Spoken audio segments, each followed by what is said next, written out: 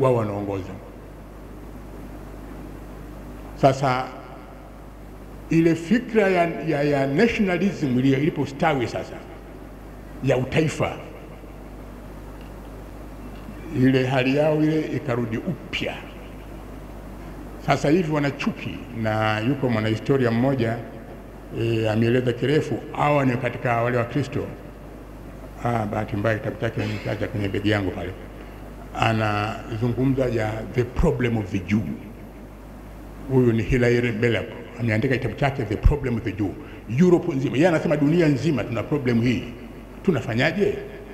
Na moja ni hiyo power na influence yao kwenye maeneo mbalimbali. Kwa hiyo baada ya kuingia fikra hiyo ya utaifa, na utaifa maana yake wewe ni mzaliwa na mambo ya taifa lako, Wayahudi wakajikuta hawana taifa, na kwenye kila taifa la Ulaya wakaonekana bwana hawatakiwi. Sasa sio kwa sababu ya kumuua Yesu, lakini kwa sababu ya ile mambo yao ya kiuchumi na kijamii. Wanasema wana ushawishi mkubwa mno katika jamii, kwa hiyo hawatakiwi vile vile. Sasa kipindi hicho sasa ndio hicho ambacho Hitler na yeye akawa amewaua wengi tu hapa. Kwa hiyo walipotaka kukimbilia katika nchi hizi za Ulaya, wale wote waliwakatalia, lakini wakaja kwenye nchi za Waislamu. Kwa hiyo ile azimio la Balfour la Uingereza, ile waziri mkuu, mwaka 1918 kutaka kuunda ile nchi, taifa la Israeli liwe Palestina. Moja ni katika ile kwamba tutawawekea Waislamu yani tatizo. Mchezo umefanyika katika nchi nyingi, nasema kwa sababu ya muda hatuna, lakini kwenye nchi mbalimbali. Cyprus unapeleka Wagiriki, kule Malaysia unapeleka wa China, wanakaa pale mpaka alifika mahala wakauana wale. Yani raia wote ni wa Malay, unachukua wageni wachache unaweka, alafu unapapawa ili wawe wanagombana na wale. Kwa mchezo kama huu, sehemu nyingine unachukua kama settler unaweka na kadhalika na kadhalika, makaburu Afrika Kusini na kadhalika.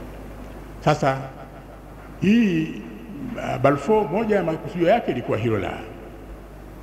Sasa katika kipindi hicho wakaamua sasa kuwaimarisha hawa Wayahudi na kuunda hilo taifa la. Sasa historia yake ni ndefu, lakini kifupi ni kwamba Uingereza ilihusika kikamilifu katika kuwasaliti wa Palestina na kuwapa, kwa sababu ahadi walishapeana. Sababu za kupeana ahadi na zenye ndefu, historia yake huko nyuma, mambo ya double cross ya nani kamchezea naye, lakini baadaye lile taifa likaundwa. Sasa tangu siku ya kwanza, makenda nataka tuone, tunataka kuangalia athari za hii vita, sio vita, mauaji. Tangu siku ya kwanza, kabla hata hawajaunda hilo taifa, mpango wa kuteketeza waliopo ulikushapangwa. Sasa ndio maana leo katika mazungumzo nimeamua kuja na vitabu hapa. Tunaonekana huyu bwana yeye sasa anazua tu hapa. Ilikuwa sina sababu ya kuja navyo, lakini nikuja na vitabu viwili muhimu sana kwenu nyote. Hivi hapa, cha kwanza ni hiki hapa. Mwandishi anaitwa Ilan Pappé. Anaandika nini kitabu chake? The Ethnic Cleansing of Palestine. Na yuko mwana habari maarufu sana duniani anaitwa John Pilger. Anasema Ilan Pappé is Israel's bravest, most principled, most incisive historian. Na huyu ni Myahudi, sio tu Myahudi kwamba labda yuko Marekani, ni Myahudi yuko Israeli hivi tunavyozungumza. Anafundisha historia katika chuo kikuu cha Hebrew Israel. Kitabu hiki amekiandika miaka 17 iliyopita, mwaka 2006. anaonesha namna Ben Gurion pamoja na Theodore Herzl wenyewe walivyoweka utaratibu wa kuwaua wa Palestina, kwamba tukishika nchi, kwamba Palestina kwa mujibu wa Ben Gurion itakuwa hatari kama watakuwa 40% alafu Wayahudi 60%. Ili taifa liende vizuri wanatakiwa angalau wawe 20%. Mwaka 2003 Benjamin Netanyahu akasema bwana, hapana, 20% yenyewe ile ni tatizo, kwa sababu wanaweza kuwa waka. Sasa unafanyaje? Wanapendekeza mambo mawili na yote yanafanyika. La kwanza, kutoa baadhi ya sehemu walizoziteka kwenye vita ambavyo sio za kwao, kuwapa Wapalestina wakae, alafu kuwazuia upande huu.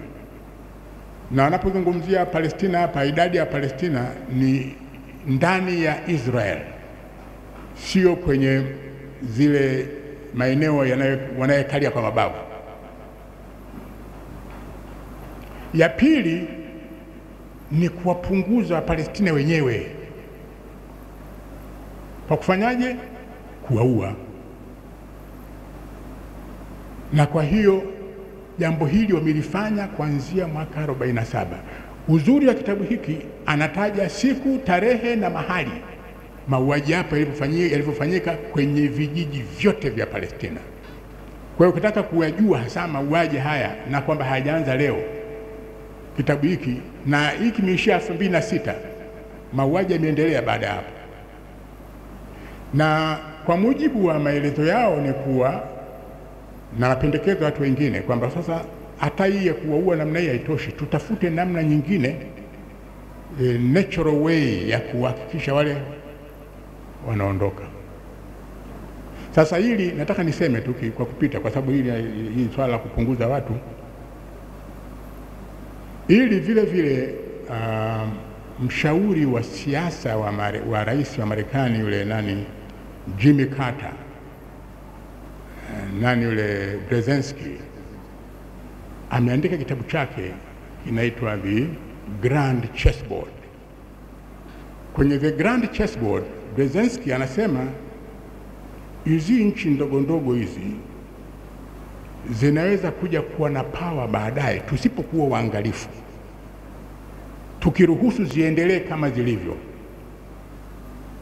zitazipiku nchi hizi zilizoendelea, sio kwa sababu ya production, lakini kwa sababu ya reproduction. Akasema mle kwamba mfano Waislamu wametupiga bao kwenye mapambano ya kitandani. Kwa hiyo hawa baadaye watakuja kuwa wengi na sisi tunakuwa wachache, alafu sisi tunatoweka, tunashindwa vita. Katika center, katika power kuna mambo kadhaa unahitajia mtu. Kama unataka dola inataka kuwa na power yako, mambo kadhaa. La kwanza ni ardhi. Kama ardhi yako wewe ni square meter 1, kilomita 1 ndio ukubwa wa nchi yako, huwezi kuwa na power. Dola kubwa duniani huwezi, una kanchi kadogo mno. Kama watu wako ni 6,000 sio 60,000. Kwa hiyo moja ya mtu ya sifa ya taifa kuwa na nguvu ni kuwa na watu milioni 200, milioni 300, akali min al-qalili milioni 70, au kama sisi milioni 60. Hapo unaweza kuwa na power, lakini sio watu sijui 1000 ngapi 2000. Kwa hiyo wao kuanzia miaka hiyo ya 1948 na mpaka sasa hivi kwenye kura za mwaka 2006 bado wanazungumzia the demographic problem. Kila anayegombea uongozi wa Israel anazungumzia demographic problem. Namna mimi nitatatuaje tatizo la watu, na watu manake wa Palestina. Kwa hiyo yule anayekuwa na hoja nzuri za kuwapunguza Wapalestina anapata kura, na kuwapunguza kwenyewe ndio hivi. Kwa hiyo hilo linakuja namna moja. Sasa la pili linalotumika, ambalo ni katika vile vile katika mambo ambayo ni vizuri kujifunza katika siasa za kidunia, ni kutumia kitu wanakiita false flag of terror. Wale wanasema kwenye kitabu hiki, na siwezi kusoma sasa hivi, lakini kwenye kitabu hiki anasema tangu September 11, madam tumefanikiwa kuwaaminisha Marekani na nchi za magharibi kwamba magaidi ni Waislamu, tunapopeleka tatizo letu la Palestine tuzungumzie ile idadi, kuongezeka kwa idadi ya Waislamu, sio wa Palestina. Na ameonyesha mfano kwenye New York Times kwamba kuna article inasema sasa hivi Waislamu Israel wanaongezeka kwa kasi sana. Ukisema hivi inatosha kuonyesha kwamba tangu lilikuwa problem, wanasema sasa hivi imekuwa ni danger. Sio kwamba ni problem, lakini sasa hivi ni danger ya Israel. Hatari inayokabiliwa Israel ni kuongezeka kwa Waislamu. Ukisema hivi kule una tatizo, watu wanakuunga mkono, wanakupa pesa na hivi na nini. Sasa huu mchezo unafanyika vile vile. Sasa katika matukio yote makubwa kihistoria, jambo hili huwa limetumika, la kutumia false flag of terror. Maana yake ni hivi kwamba, hata mfano mzuri hapa sijui na utoaje hapa ili nisieleweke vibaya. Kama kwa mfano ingekuwa msikiti huu na uniform, alafu wana uhasama na msikiti wa pili, sasa hawa wanavaa uniform za msikiti wa kule, halafu wanakuja kufanya fujo kwenye msikiti huu. Kwa hiyo kila mtu ataamini kwamba wale ndio wamefanya jambo hili. Haiwezekani maadui, yani ikawa sisi wenyewe tu tumefanya jambo hili. Kwa hiyo kila mtu anakuwa na hasira na za kuwachukulia hatua watu hawa kwa sababu ni wabaya. Na mchezo huo ndio kama nilivyosema, wamefanya hivyo ndani ya Ulaya Magharibi, na wanafanya hivyo NATO kwa kushirikiana na Marekani, kuwaua raia ambao hawana hatia ili waweze kuwasingizia watu wengine. Sasa mchezo huu mfano mwepesi labda ambao ni mmoja tu unatosha. Hitler mwenyewe mpaka kuwa na power aliyokuwa nayo Ujerumani alishinda kwa tabu, lakini baada ya kushinda akaweka utaratibu. Kwanza akaweka mtu mmoja, akamkodisha mtu wa kuchoma moto bunge. Akakutwa bwana mmoja pale ana galoni ya mafuta ya taa na bendera ya chama za upinzani. Lakini vile vile akafanya mkutano wa hadhara, akazungumza na vyombo vyake vya usalama, naomba mlipue hapa, wanachama wangu wafe wengi, lakini jamani angalieni msije na upande wangu ile bomu leo mtakapolipua mimi niwe salama. Sawa. Bomu likalipuliwa kwenye mkutano wa chama cha Nazi, wanachama chungu mzima wa Nazi wamekufa, yeye kapona. Anasema uhuni kama huu hatuwezi kuvumilia tena. Dhahiri atakuwa watu wapinzani wamefanya mambo hili, mmeshindwa kushindana katika midani ya kisiasa. Kuanzia kwa sasa napiga marufuku vyama vyote, kamata wapinzani wote, tia ndani, kila mtu anaunga mkono, kwa sababu kitendo kama hiki ni kiovu sana, kinamuudhi kila mtu. Sasa kifanya hivi anaungwa mkono. Sasa hiyo inaitwa false flag. Vigumu sana kwa mtu mwingine wa kawaida kukubali. Ndio sababu ya yule bwana Alexander Litvinenko yule ambaye alisilimu, alikuja kufia Uingereza na mizuko Uingereza. Huyu alikuwa ni KGB. Kitu kilichomfanya akaamua kutoka na kutoroka na kukimbilia nje, mauaji ya Beslan. Mauaji ya Beslan ilikuwa Wachechen wanasingiziwa wamekwenda kuwachinja watoto wa nasari, wamevaa manani yale alafu wanachinja. Kila mtu mwenye ubinadamu hawezi kukubali jambo hili. Anasema bwana, hawa ni Wachechen, watoto wa miaka 2 3 wanaochinjwa, alafu wanasema ni Wachechen. Ndio bwana anasema hapana, kazi tumefanya wenyewe KGB. Kwa hiyo bwana hapana, akasilimu akaenda kule. Putin akampelekea mtu ambaye anasema katika historia haijapata kutumika hiyo, the most expensive poison, polonium, ambayo madaktari wote wa Uingereza wamehangaika mshindo kumponyesha yule bwana, kafa.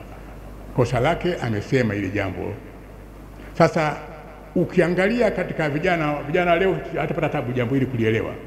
Kuna kitu kinaitwa deep fake. Deep fake kwa sasa hivi katika teknolojia sasa hivi, kwamba jambo anafanya huyu bwana lakini nitaonekana nimefanya mimi. Inaitwa deep fake. Bahati mbaya hatuna muda ningeweza kuonyesha hapa mfano wake, lakini deep fake kabisa ni huyu katika mambo ambayo anaweza kufanya, na unasema huyu bwana ndio James Wanda huyo, wakati sio yeye. Sasa mashambulizi yanafanyika sasa hivi. Wapalestina siku zote wamekuwa na uchungu na wana haki ya kupambana, lakini si kweli kwamba yale madude yote yale imejulikana sasa hivi kwamba mengine yale mapicha ya Syria wamearusha ya vita iliyopita huko nyuma na nini, kama ilivyokuwa wakati wa September 11 waliweka watu Waislamu wanashangilia nani, kumbe ni watu wanasherehekea kule Misri wapi. Mtu hapati nafasi ya cross check. Sasa baada ya hapo wasema hapana, ana haki ya kujilinda, na kila siku wanasema tuendelee kuua. Humu bungeni watu wanasema bunge la kwa bwana hatuna namna, ili mwingine ni profesa wa geography wa nini huko, kwamba lazima tuue ili sisi tuwe hai. Kwa hiyo kifupi, haya yanayotokea sasa hivi si kwamba ni bahati mbaya, hapana, ni mambo yamepangwa na hajapangwa leo tangu miaka hiyo mpaka leo. Sasa kuna mambo mengi ya kujifunza hapo, lakini kwa sababu tuna mambo mengi niseme tu kwamba mimi naomba niishie hapo, lakini kuna mambo mengi ya kujifunza kwenye tukio hili la mengi sana. La kwanza ambalo sote nafikiri linatuhuzunisha, ile kuachwa kwa Wapalestina hivi walivyo. Mimi nilisema pale mwanzo, mgogoro unatuhusu. Sasa ili swali mimi naulizeni nyinyi mnafikiri kwa nini sisi hatuingilii kati? Sisi naposema sisi ni kwamba Waislamu katika ujumla wetu duniani kwenye hili jambo. Na kuingilia kati hapa inakusudia kuingilia kati kuweza kutatua hili jambo.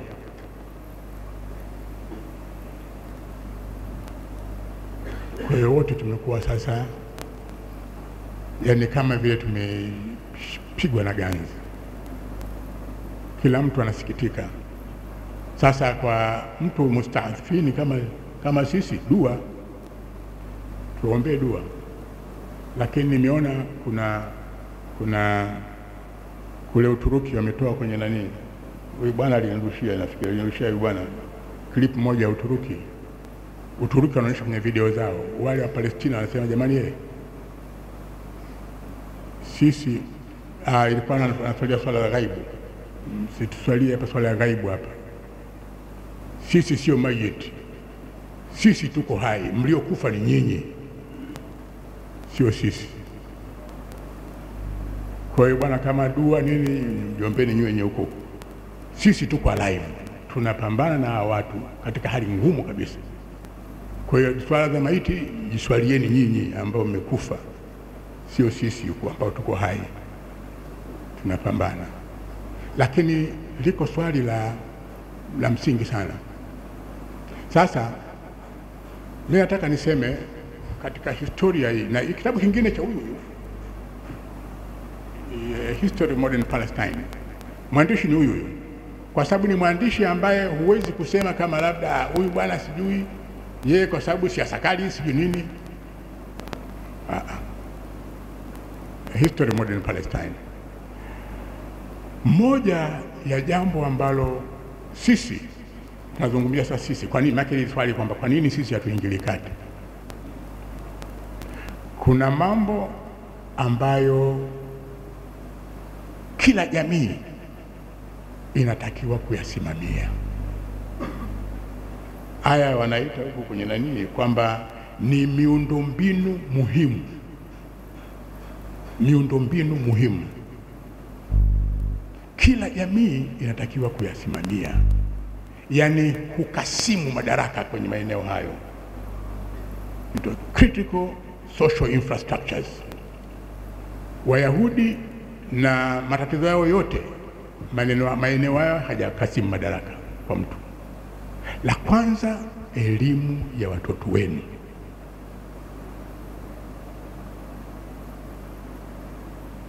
Kwa mujibu wa mafundisho ya Uislamu, Mtume sallallahu alaihi wasallam anasema kwamba watoto wote wanazaliwa kwenye fitra. Wanaowabadilisha kutoa kwenye fitra ni wazazi wao. Maana yake nini? Maana yake elimu ya watoto ni wajibu wa wazazi. Sasa hili ni eneo moja ambalo sisi tumelipuuza, na huyu anasema kwenye kitabu chake, katika jambo moja ambalo Wayahudi wamewashangaa Waislamu, kuwaamini watu wengine wawalelee watoto wao. Tunaona kama vile umepata nafuu.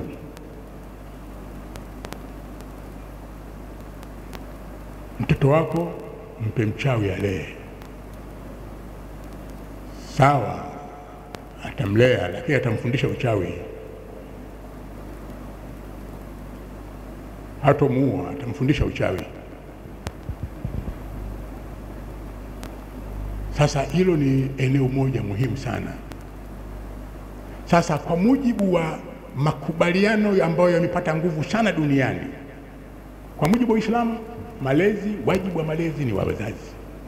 Na wazazi haina maana kwamba ni mtu mmoja mmoja peke yake. Kwamba wale wazazi, kwa mfano Waislamu, mnakubaliana kwamba sisi watoto wetu bwana watalelewa hivi na watasomeshwa hivi, watafundishwa hivi. Sasa kwa mujibu wa fikra za sasa zilizotawala dunia, malezi ni wajibu wa serikali, sio wa mzazi. Sasa na sisi tunaona jambo hili linatupendeza sana hili bwana. Serikali iko wapi? Kunisomeshea nini, serikali iko wapi? Sasa mimi sisemi kwamba serikali isifanye wajibu wake. Mnasema bwana amesema kuanzia leo Waislamu wasipeleke watoto kusoma shuleni. Sisemi hivyo. Lakini wajibu thinking, yani ndio fikra sasa hivi ambayo imetawala duniani kwenye nchi nyingi, Marekani, Canada, Ujerumani na nchi nyingine chungu mzima, ambako Waislamu wanataka sasa kuhama. Nilimtembea ndugu yangu mmoja Sweden mwaka 2001, ana binti yake miaka 6 wa Zanzibar hapa. Anasema, Sheikh, tuna tabu namna kumlea huyu mtoto. Walikuwa nani Sweden pale Stockholm. Anasema huyu mtoto asilie, akilia majirani wanapiga simu polisi. Nyumba ya pili pale mtoto analia, haikosi anateswa na wazazi wake. Wakija wale wazazi pale, wakija polisi pale bwana, wanambembeleza aseme amefanya, amekupiga. Sasa nilipiga, basi imetosha kunyang'anywa mtoto. Kunyang'anywa mtoto. Lakini mnaona nyinyi ushahidi wa kutosha, mtoto anataka kukaa na wazazi wake, ameelekeza masomo shuleni kuhusu umuhimu wa ushoga, kakataa, Kasema huyu mtoto anapewa sumu huko alikokaa. Mtoto mdogo namna anasema yeye hataki ushoga. Ina maana mzazi anampandikiza sumu mtoto. Kwa hiyo anakuja kule wanamnyang'anya mtoto. Mtoto analia anataka kukaa na wazazi wake, asema hamna, lazima ulelewe na taifa. Kwa hiyo fikra ambayo inatawala sasa hivi duniani ni kwamba watoto walelewe na taifa. Sasa wakilelewa na taifa ndio wataelekezwa maadili ya taifa.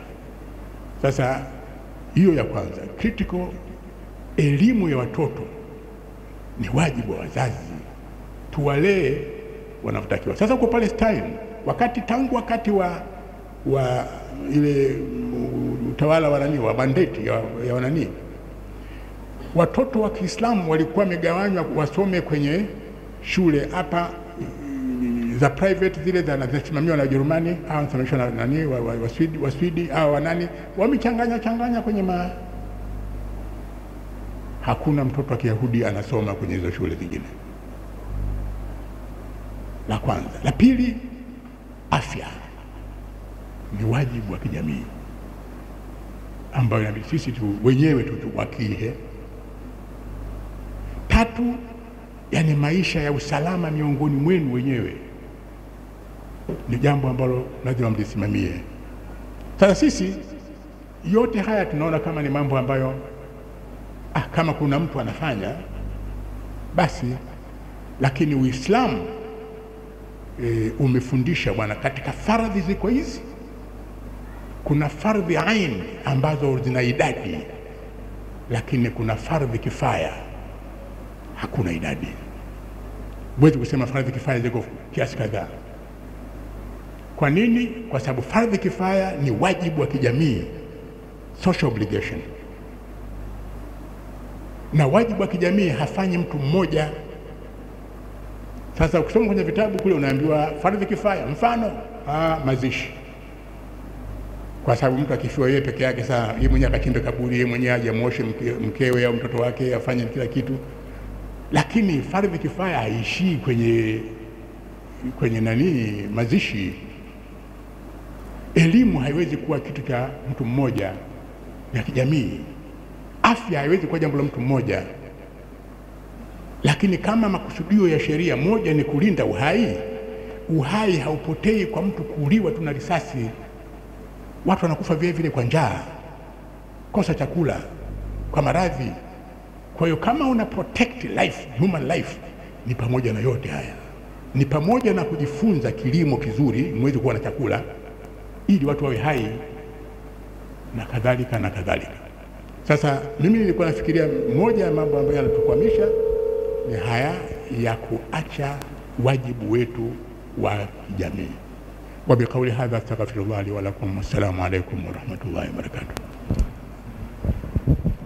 Asante sana Profesa kwa mhadhara mzuri na maelezo ya kina kabisa. Pamoja na kila kitu, kuna ukitazama mlolongo mzima wa historia ya Palestina toka kabla haijaundwa mpaka imekuja kuundwa na mpaka ya taifa la Israeli likaundwa.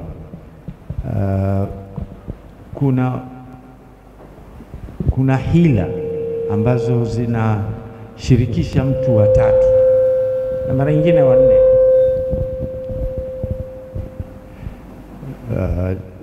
Hila ambazo kiini chake ni Waingereza, sababu Waingereza ndio walikuwa watawala wa dunia. Zaidi ya nusu ya dunia ilikuwa inatawaliwa na Uingereza. Karne ya nyuma, mwaka 1900 mwanzoni, Waingereza walimwahidi amiri wa Maka, Sharif Hussein Ali, ya kuwa Palestina itabaki na ardhi za Kiarabu zote zitahifadhiwa pindi watakapoondoka. Lakini Waingereza siku zote wamekuwa wakifanya khiana hiyo. Lakini Waislamu wanawapenda Waingereza, Waarabu wanawapenda Waingereza, Waislamu tunashirikiana nao na khiana takriban zote. Na ilipokuja taifa mwaka 1947 kwenye azimio la Balfour lilipoanzishwa, Waingereza vile vile walifanya khiana nyingine, na mpaka ilipofika mwaka 1948 wakati wa kuanzisha taifa la Kiisraeli, Waingereza vile vile walifumbia macho na wakasaidia uanzishwaji wa taifa. Hii imekaide profesa? Waingereza wapo tu, kila khiana inapofanyika na Waingereza wapo, lakini hatuwaoni kama ni watu wanaotupiga vita, watu ambao ndio hasa wanaowezesha khiana zote hizi. Profesa. Assalamu alaikum. Sitaki kuingia kwenye uwanja huo kwa sababu ukitaka kweli matatizo, yani baadhi ya yani sio kwamba wale Waingereza tu, sisi wenyewe tuna matatizo. Wale walikwenda Uingereza kwa nani, kwa yule nani, mfalme wa nani wa Hijazi yule, Amir, waishamjua anataka madaraka na hivyo kama. Sasa sikiliza wana, sisi wewe ukisaliti Ottoman, dola yako mwenyewe Waislamu kisaliti hii Hijazi yote na mpaka kati ya Iraki na nani na ile nani na Misri yote, eneo lote la kwako utakuwa ndio mtawala bwana mkubwa hapa. Sio kama hivi sasa hivi Ottoman anatawala hapa na nini, wakati wewe ni mtu muhimu hapa na nini. Akaona ile fikra nzuri, kwa hiyo akatoa majeshi yake yakawashambulia na kuwafyagia majeshi ya Ottoman. Alipokamilisha ile, majeshi ya Uingereza na nani na Ufaransa wakaingia, wameyashika yale. Sasa anaonekana kivita, anaonekana wewe mjinga, mpuzi tu, maana yake wamekuchezea akili na wewe umekubali, na msaliti anakuwa hana rafiki. Kwa hiyo kule kuvunjika kwa Ottoman yenyewe ni kwa sababu tulikuwa watu wanaambiwa bwana, wewe nyinyi mtakuwa nyinyi wale Waturuki kwanza, wale nyinyi mtakuwa Arabu au Waturuki, nyinyi mtakuwa nani hapa, nyinyi mtakuwa hapa, kila wanapewa utaifa, utakuwa unajitawala wenyewe hapa, acheni mambo ya kupata utawala huku. Unaona ile fikra nzuri. Kwa hiyo haiwi tu ujanja wa yule, lakini vile vile na yani natanganyika hiyo, yani haiwi kwamba uwezo ukasema unamlaumu tu yule na wewe kila siku wanakudanganya na wewe unakubali tu kila siku, haiwezekani. Kwa hiyo kunakuwa na matatizo yako upande wetu ambayo leo ilikuwa. Sasa mimi nataka nizungumze kwanza aya huku ambayo, lakini kuna aya mengine yanafanyika siku zote, lakini upande wetu yako matatizo. Na ndio maana Mwenyezi Mungu kaweka ile kanuni, inna Allaha la yughayyiru ma qaumin hatta yughayyiru ma yako matatizo, yako baadhi ya mambo sisi tunakosea. Kwa hiyo matokeo yake yanakuja kama haya. Na ukitazama katika mafundisho ya dini yetu, ilikuwa Mtume sallallahu alaihi wasallam baada ya matatizo ya Taif anataka kujua haya yaliyonisibu, makosa yako upande wangu ya Rabbi, yani kama haya yananisibu mimi sasa hivi napigwa mawe na hawa watu na nini, kuna kitu nimekosea? Au kama hakuna nilichokosea, ahlan wa sahlan, hakuna tatizo. Lakini kama nimekosea mwenyewe, kuna jambo nimekosea, basi nijue apate kujirekebisha. Sasa sisi hatujiulizi, yani hapo kuja maswaibu kwamba kuna mahala tumekosea, inakuwa tu kama hivyo Waingereza nini. Waingereza wanaongoza hata kwenye nani, wanajisifu wa Waingereza kwamba katika power walionayo duniani, moja ni football. Anasema Premier League ya Uingereza inaangaliwa na watu milioni 50 duniani. Na ligi wewe anzisha kwako utakapoanzisha, kama hujaingia Uingereza, wao wameorodhesha katika hiyo inaitwa soft power. Moja ni hiyo. Nyingine lugha yao inatumia 40% ya pato la taifa inatokana na Kiingereza. GDP ya Uingereza, Kiingereza kinaingiza milioni 40% ya GDP. Sasa na sisi tunataka kubinafsisha Kiswahili. Kuna nini kunaita nasema kufanyaje kukifanya nani Kiswahili chenye ya lugha ya biashara. angalau situkuze Kiswahili. Sasa kuna vitu ambavyo wanakuwepo, lakini vile vile hata wa Marekani wanasema zamani, sasa sijui mpaka sasa leo bado inaendelea hivyo, lakini wakati anaandika kitabu chake yule The Grand Chessboard, anasema 70% ya watu duniani wanaoangalia filamu wanaangalia za Hollywood, 30 zile ndio wanaingia huko sijui Hollywood sijui nani, lakini 70% ni na zile zina influence watu, na watu chungu mzima wanakula vyakula vya yani koka unanywa dunia nzima. Kwa hiyo hata ukiwa wewe hapa baada ya kunywa madafu unakunywa koka. Kwa hiyo ilikuwa wewe unywe madafu ambayo ni bora zaidi kuliko nani, lakini unakunywa nipe koka. Kwa hiyo sasa hiyo ni influence, na hakuna baraza la mawaziri duniani ambalo halina mtu aliyesoma Marekani. Kwa hiyo sasa ukishakuwa na muundo wa namna hiyo, anakuwa na power, anaongea na yule mtu ambaye amesoma kule, bwana vipi ongea na watu wako huko na nini, anakuwa na influence. Kwa hiyo kuna matatizo sawa yapo ya upande huo, lakini mengine yapo kwetu. Asante Profesa. Nilitaka kujua na pengine wengi ningependa kujua, kuna shirika la duniani la Kizayuni ambalo inasemekana nalo vile vile limekuwa na mchango mkubwa sana nyuma ya pazia kusukuma hizi serikali na watu wenye mabavu kupata yale wanayoyataka. Hujalizungumzia hili swala la shirika la Kizayuni na uanzishwaji wa taifa la Kizayuni, kwa sababu wao imani yao kubwa ni kuona ya kuwa kuna taifa la kabila moja. Hii ni nchi ambayo inatakiwa iwe na kabila moja, dini moja, asiwepo mtu mwingine yote. Tugusie kidogo kuhusu shirika la Kizayuni la Umoja wa Mataifa. Umoja wa Mataifa. Wazayuni ndio hao ambao wame drive hiyo. Wazayuni sijaizungumza kirefu kwa sababu ina mambo mengi sana. Hii amezungumza kirefu nani huyu bwana Ismail Raji al-Faruqi. Huyu alimuua Wayahudi hawa, Wazayuni alimuua kwa sababu alikuwa na hoja kali sana mwaka 1986.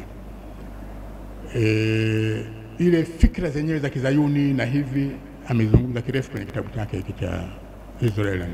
Lakini Wazayuni wao ndio wamedrive mambo mengi, lakini hiyo unasema wewe influence yao kweli wanayo. Wanaipataje hiyo influence? Binadamu yoyote yule, binadamu wote wanaendeshwa na fitra. Hata mtu kama hana dini yote anakuwa na kitu fitra. Mwenyezi Mungu ajalia fitra. Na fitra maana yake ni kuwa unakuwa unafanya maamuzi ya sawa sawa.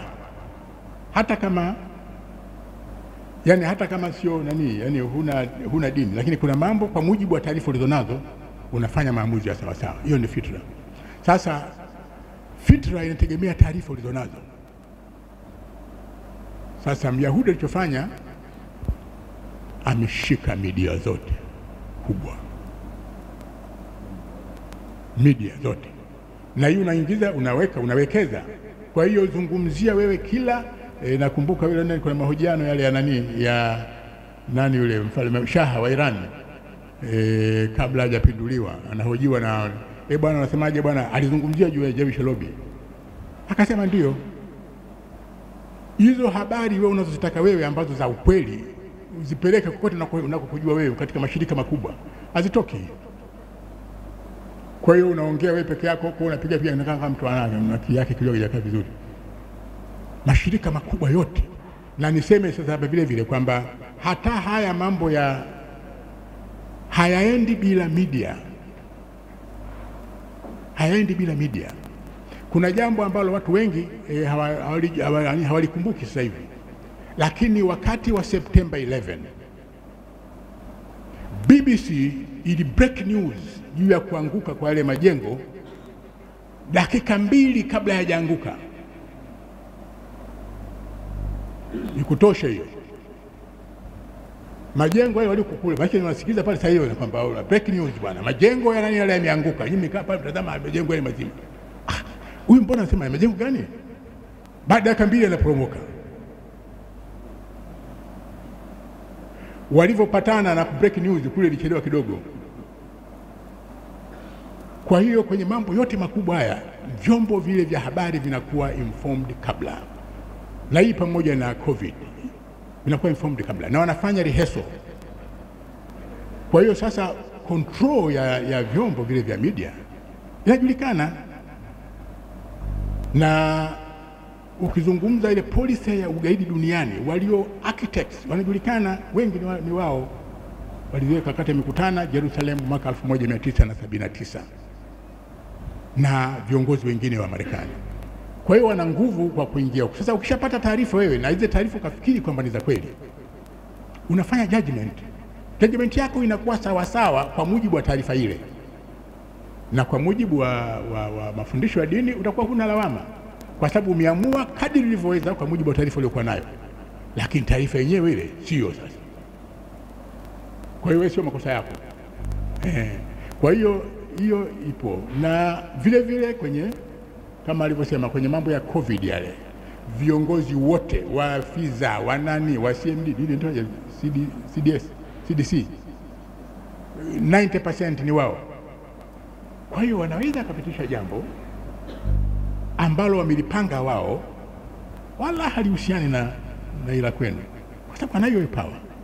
Na ndio sababu ambayo iliwafanya wale waseme hapana bana, kwenye kila nchi watoe, lakini na drive. Na kwa nini? Kwa sababu wao huwa katika mambo yao wanajiorganize.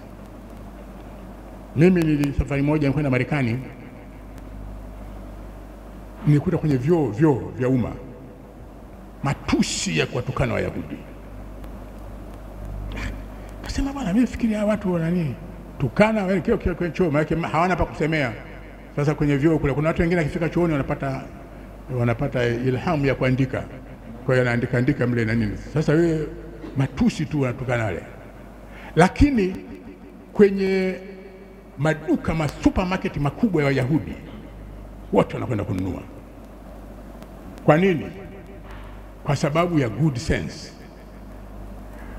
Vitu bora kabisa, bei chini kabisa vipo kwao. Hivyo vingine vile ghali alafu vya ovyo, kanunue wewe kule, utanunua huko. Kwa hiyo ndio inayofanya wanakuwa na influence. Lakini kwa nini? Kwa sababu wao migenga, wanashirikiana wao. Yule aliye kwenye kiwanda anamuuzia kwa bei ya chini kabisa, kwa hiyo akiuza huku anauza kwa bei ya nini?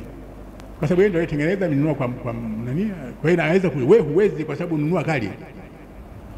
Kwa hiyo inakuwa yule anashinda ile vita ya. Kwa hiyo nguvu wanayo, lakini kikubwa ni kwamba wanajiorganize na kujimobilize. Watu hawawezi kwenda hivi, lazima watu wawe organized, wawe mobilized. Vinginevyo ndio maana Mtume sallallahu alaihi wasallam mkiwa watatu, mmoja anakuwa kiongozi, amwende tu ovyo. Asalamu alaykum wa rahmatullahi wa barakatuh. Sio kwangu mimi bwana.